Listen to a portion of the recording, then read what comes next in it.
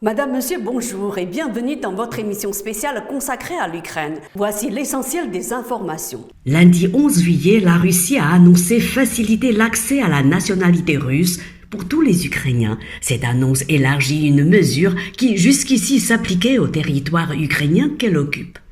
Dans un décret du président Vladimir Poutine publié le lundi 11 juillet, on peut lire « Les citoyens de l'Ukraine disposent du droit de demander la citoyenneté de la Fédération de Russie selon la procédure simplifiée ».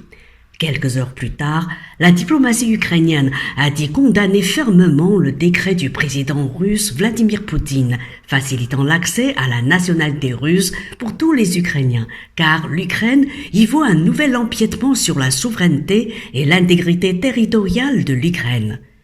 Moscou permettait aussi déjà l'accès à la nationalité russe pour les résidents des deux régions de Lugansk et Donetsk, dont le Kremlin a reconnu l'indépendance. C'est ce qui a ouvert la voie à son offensive du 24 février. La Russie est accusée de distribuer les passeports russes chez ses voisins pour y asseoir son influence. Avant l'Ukraine, elle a fait de même dans les régions séparatistes d'Obessie du Sud et d'Abkhazie en Géorgie et celle de Transnistrie en Moldavie selon Ouest France. L'Iran va livrer des centaines de drones à la Russie qui piétine face à la résistance de l'armée ukrainienne dans l'est du pays. C'est ce qu'a affirmé lundi 11 juillet le conseiller à la sécurité nationale de la Maison-Blanche, Jake Sullivan. Nos renseignements indiquent que le gouvernement iranien s'apprête à livrer à la Russie jusqu'à plusieurs centaines de drones, dont des appareils de combat, dans un délai très court, a-t-il expliqué lors d'un point presse à Washington.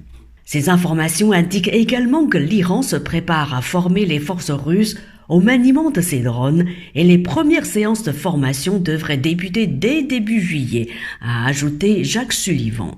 Il a ajouté qu'il ignorait si des drones avaient déjà été livrés par Téhéran. Toujours selon Jake Sullivan, des appareils iraniens ont déjà été utilisés par les rebelles houthis au Yémen pour attaquer l'Arabie saoudite.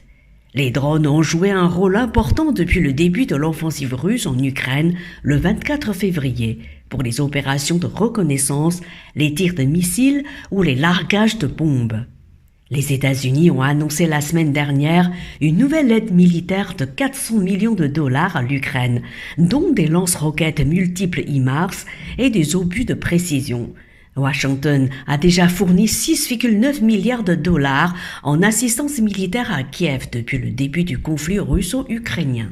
L'Ukraine a prévenu lundi 11 juillet que l'armée russe était sur le point de lancer une nouvelle offensive sur des villes clés du Donbass dans l'Est, alors que le bilan humain s'alourdit à Tchassiv, petite ville de 12 000 habitants de la région de Donetsk, où une frappe russe a atteint un immeuble et coûté la vie à au moins 31 personnes. Dans le même temps, 6 civils ont été tués et 31 blessés à Kharkiv. Sur le plan diplomatique, l'Europe est entrée dans une période de grande incertitude quant à la poursuite des livraisons de gaz par la Russie.